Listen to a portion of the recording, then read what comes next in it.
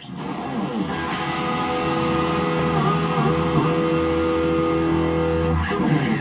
everyone and welcome to the third lesson in the Complete Rock Guitar Beginners series. Now in this lesson we're not going to be learning any new riffs, but what we are going to be doing is going through all the parts on your guitar so you know what they're all called and how they work. And we're also going to learn about all of the different knobs that you've got on the instrument so that you can use those to get a better tone. Okay, let's get started. Okay then guys, so this is an electric guitar and that's because it needs an amplifier. So I've got a lead here going to my amplifier, and then that amplifies the sound so that you can hear it more clearly. The guitar behind me there, this one, is an acoustic guitar, so that doesn't need an amplifier. You can plug it in, but it doesn't need it because it's got a bigger body and it's got a hole in the body which amplifies the sound anyway.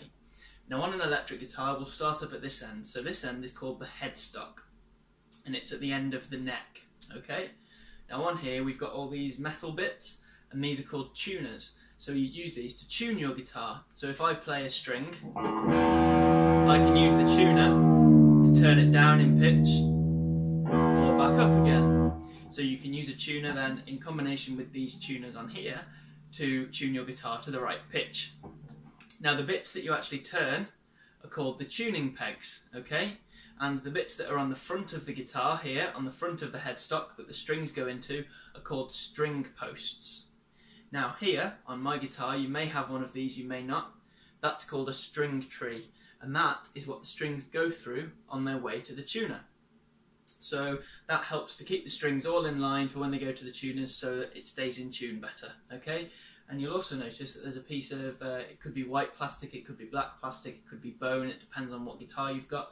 And it's a piece of whatever material it is, and it's got slots in it, and the strings go through there to the tuners, and that helps to line them all up correctly so they hit the tuner at the correct angle, and that's called the nut. Now as we said, this is called the neck, and on the front of the neck there's a piece of wood. So in this example it's rosewood that's on the neck, and this piece of wood is called the fretboard. So on here you've got a load of metal bars, and these are called the frets. So that's why it's called the fretboard, because it's the board that the frets are attached to. Now these here called dot markers, so these help to tell you which fret you're playing on. So we've got the 3rd fret, the 5th fret, the 7th fret, and so on, okay? Now on the top of the neck here, you may also have some small dot markers here, which means that when you're playing you can just look down at the neck like this and you know which fret you're on without having to lean forward and look over to see, okay? Now here, on this guitar, the neck is attached by 4 screws that attach the neck to the body. So this is called a bolt-on neck, because the neck is bolted to the body. You can also have what's called a set neck guitar, where the neck is glued in, so that won't have the bolts, okay? So as we said, this is called the body of the guitar. Now in this example it's made of a wood called alder. Now on the body of the guitar is this white piece here, so you may or may not have one of these. This is called a scratch plate. So this helps to stop the body of the guitar getting scratched when you're picking. Now on the scratch plate we've got a few different things. These things here, these bars, are called pickups. Now what the pickups do is get the sound from your strings and turn it into an electric signal which comes out of your guitar and into your amp to make the sound, okay? So the pickups are really important, and a lot of the tone of a guitar comes from which pickups are in it. Now at this end here, we've got something called the bridge. Now the bridge of the guitar is the thing that all the strings are attached to, and that attaches them to the body. So the strings are attached to the bridge, and then the bridge is screwed into the body. I've got 2 screws here, you might have 6, or you could have a slightly different design of bridge, but the idea is the same. Now down here, the bit that your lead goes into is called an output jack, because you plug in the lead, and then that's where the signal comes out of the guitar and to the amp, okay? Now down here, we've got a few different knobs, okay? So the first one is the volume knob. That's nice and self-explanatory. If it's all the way up, then you get tone. If it's all the way down, then you don't get any sound, okay? And we'll be going through how to use that more effectively in a moment. Now, below that, on this guitar, I've got 2 tone knobs. Now, on your guitar, the knobs might be laid out slightly differently, but the idea is the same. You'll usually have 1 or 2 volume knobs and a couple of tone knobs. So the tone knob changes the sound of the guitar. So here, I've got my tone knob all the way up, and if I play, it sounds like this. Now if I turn the tone knob all the way down, now it sounds like this. So it sounds bassier. So it removes the treble from your signal. Now I've got another tone knob here.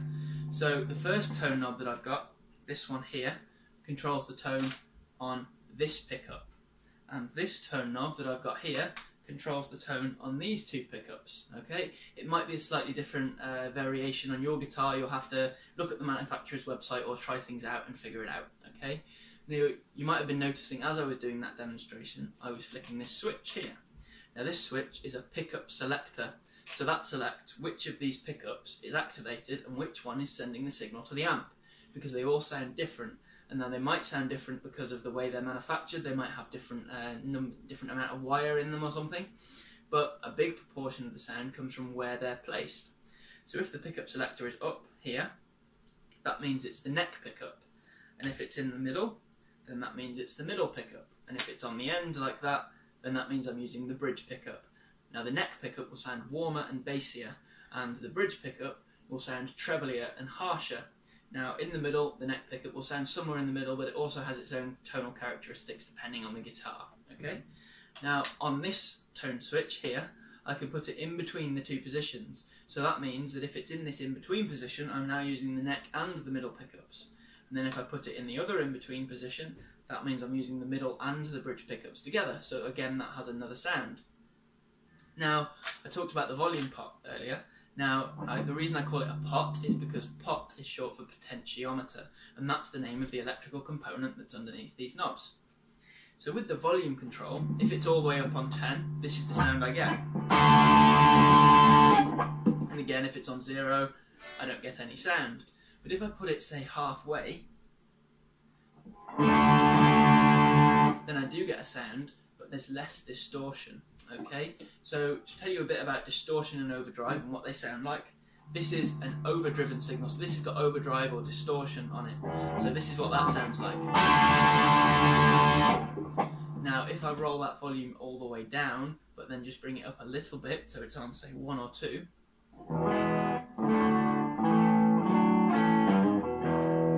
then that's a clean tone. Okay, so that sounds very different to the distortion, and you can use the volume control to change how much gain you're using without having to touch your amplifier. Now your amplifier will have a gain knob on it where you can change how much distortion you've got on, but you can also control it by changing the volume pot on your guitar. So that's really useful because you could have the volume say on 8 for when you're playing rhythm parts, and then you could boost it up to 10 for when you want to do a solo, so you've got a little bit more gain and a little bit more volume to make the lead stand out. Okay, right then guys, so now we've gone through the main parts on the guitar. I'm going to show you a different guitar. So this one, most of the things are exactly the same. Okay, one thing you'll notice is that now we've got tuning pegs on both sides of the headstock. So we've got 3 tuners here and 3 tuners there, so it doesn't affect how they work, it just affects where they are. Okay, now the body on this one is made out of basswood, so it's made out of a different wood. It's slightly cheaper, but to me it still sounds great. Now the pickups, you'll notice are a slightly different shape. So if you can see that on the camera there, they're more rectangular, so they're wider, and that's because they've got 2 coils right next to each other. So the pickups that we had in the old guitar were called single coils, so they've got 1 coil of wire going around a few magnets, and that's what picks up the sound. But these have got 2 coils, okay? And they're called humbuckers, and that's because the 2 coils help to cancel out any hum you get when you're playing high gain styles like rock and metal, okay? So that's why you use humbuckers for those styles of music. Now, on this guitar I've got 2 knobs here, so I've only got 1 volume knob, just like on the other guitar, but now I've only got 1 tone knob. So this affects the tone for both of the pickups. So with it all the way up, nice and trebly, and with the tone all the way down, then it removes all the treble and makes it sound a bit bassier and a bit warmer. Okay? Now, on this guitar and on the other guitar that I showed you, there's this bar here that comes out of the bridge. So to show you what this does, I'll play a chord and then you can see if you can hear what it sounds like. Okay? So it's a whammy bar. You may also see it called a tremolo system or a vibrato or lots of other names, but basically whammy bar covers it. And what this does is when you press it down towards the body of the guitar, it lifts up the bridge and shortens the strings slightly, and it slackens them off so they go down in pitch, okay? So if you push it down, then the string goes down in pitch, like this. Just like that. Now, on this whammy bar, it can only be moved down, so it can't be moved back further up any more than where it already is when it's just resting. But some guitars, you can set them up so that you can pull the whammy bar up as well to increase the pitch as well as lower it when you're using the whammy bar. So that depends on the guitar. So then guys, that pretty much covers it as far as all the parts on your guitar are concerned. So I hope that's answered any questions you might have. If you've got any more, then just whack them in the comments and I'll do my best to answer them, okay? In the description you'll see the link to the full beginner's course that's on my website. So that's just all of the YouTube videos and all of the backing tracks and everything all together in one place, so you can see it all nice and easily, okay? There's also a link to subscribe if you've liked this video and if you like what I do and you'd like further updates on what I'm doing. So I hope you've enjoyed this video and hope to see you in the next one.